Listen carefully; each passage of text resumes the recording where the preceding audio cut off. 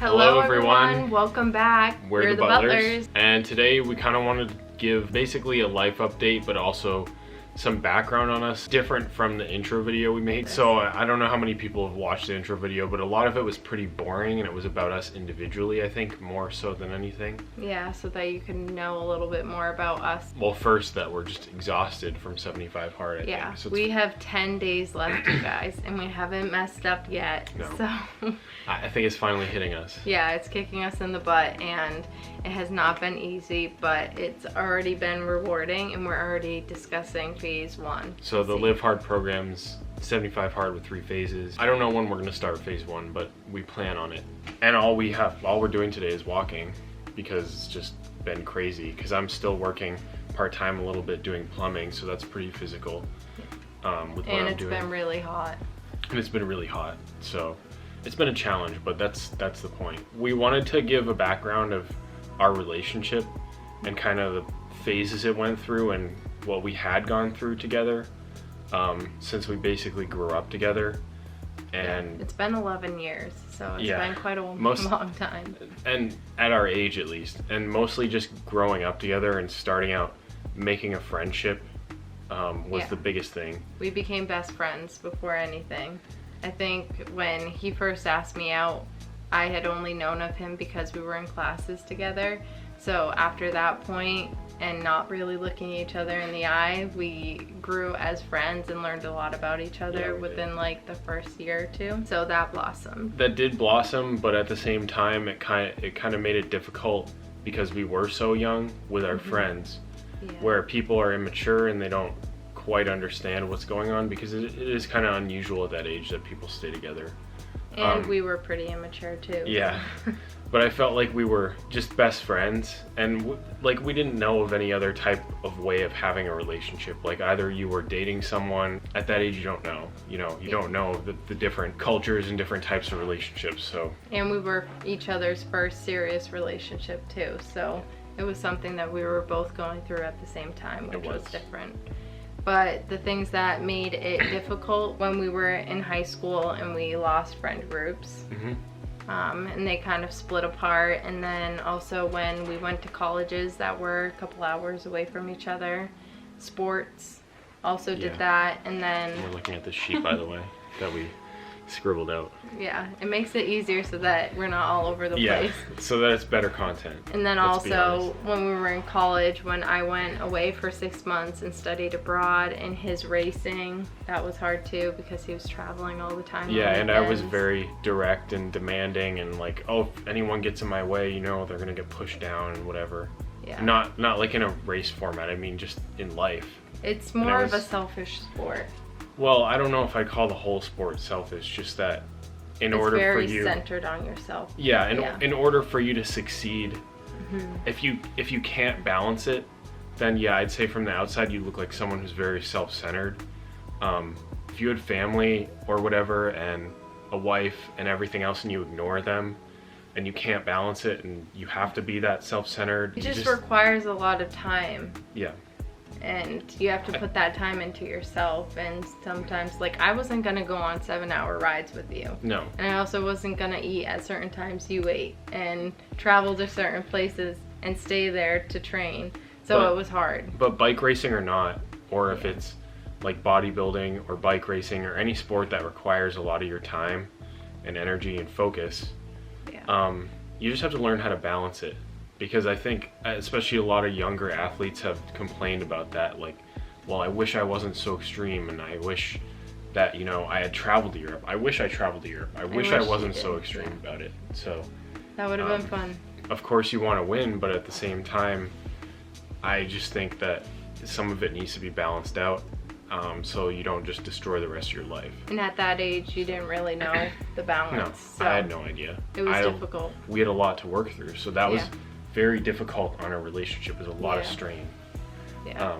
And I think that's where our communication was the best, is because we had to learn how to communicate without hurting each other's feelings and without putting each other down or making it all about yourself, and also understanding where the other person was coming in the relationship because they were so passionate about what they were doing. Yeah. Yeah.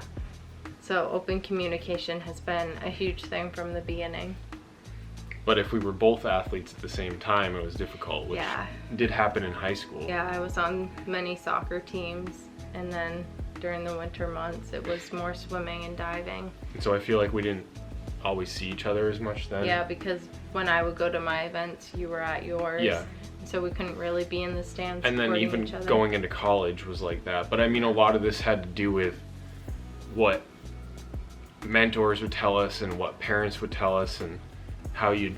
I'm not saying that their advice was bad or anything. I'm just saying that I think we were so busy doing things that we didn't think for ourselves and be like, well, should I do this or should I not do it? And thinking, well, my parents probably know what's best for me. And so... we had to figure out what was best for our relationship. And later on, that put a strain on our relationship because we're like, well, you know, our parents can't answer that for us, and we don't know how much they're developed as people that they can give this advice. So, and once it again, was just a different situation. I mean, we were in colleges 2 hours away from each other, and with all of the dedication that we had to what we were doing, it made it difficult to see each other. We also share so many interests together. We have different passions that we like. Yeah, I guess you'd say that, yeah. But all of our interests, like hiking, being outdoors, wanting to go on different trips to Europe and stuff, all those things kind of align a lot. We've done a lot of that stuff, and we get to do a lot of that stuff. So, and we plan on doing much more of it. So, that helps. Like that we're both athletic and can do things like that. Yeah. Like the extreme trip, like an extreme trip. Backpacking. That's just backpacking or whatever, and hiking, you know, whatever. And however wanting much to do that, I mean, instead of going on a beach vacation or something. So stuff like that, you know, we're fit enough where we can do that stuff. So. And also, I was gonna say that, like, looking further down the road when we talk about like future things, we align a lot on similar levels with like thinking about houses and all that kind of stuff. But then also we're very supportive of each other, and we try and come from, we put each other in each other's shoes. Yeah, right? I wrote, we're open to the other person's ideas and struggles, which is true. So that's all that we're trying to say. We're opposites in daily life too, which is helpful. I'm just dirty.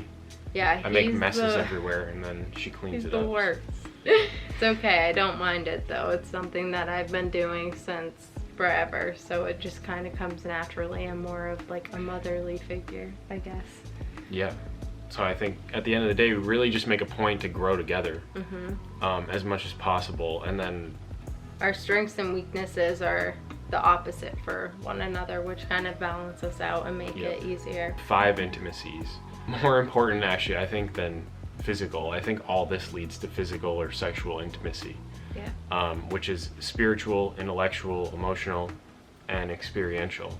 Yeah, and we just learned about this 5 minutes ago when we were having a talk about it. And we're like, well, what can we say that what keeps us together? And I just couldn't get my finger on it.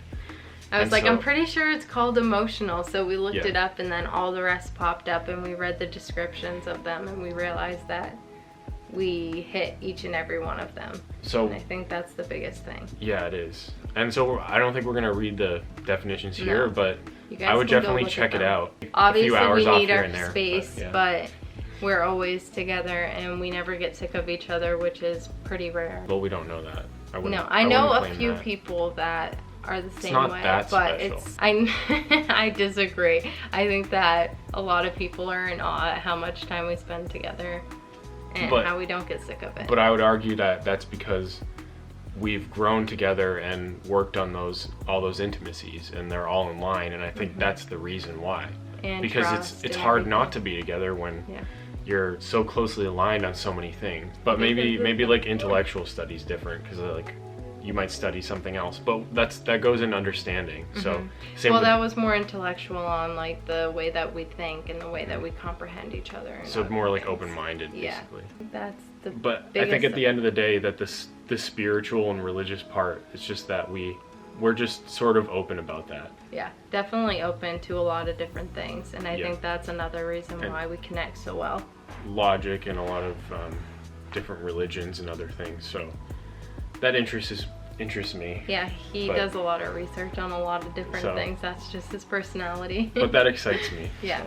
But I think that the spiritual part and everything else goes with being understanding each other and supporting each other and whatever the next thing is. Like, if I wanted to go back to school or I wanted to do this or that, as long as it's reasonable, then we'd be supportive of that. But I mean, if we grew so far apart and we wanted nothing to do with what the other person was doing, then I don't know if that'd be the best relationship. So probably just be toxic at some point. Probably. There'd be resentment and other things. So. No. Definitely on the same page when it comes to a lot of things. I think that is all for today's video. Yeah. And I think we covered everything. Yeah.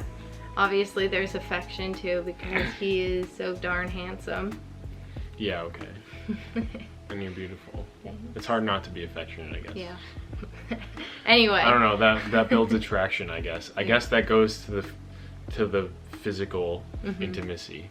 So I don't think there's much more that has to be said about that. Alright. If you guys enjoyed this video, please don't forget to like, subscribe, and hit the bell for post notifications. And we will see you on Friday with a fun vlog. So yeah. No more sit down. Yeah. Alright. Well, at least not for Friday. See you in a couple days. No sit down is what I mean. Bye.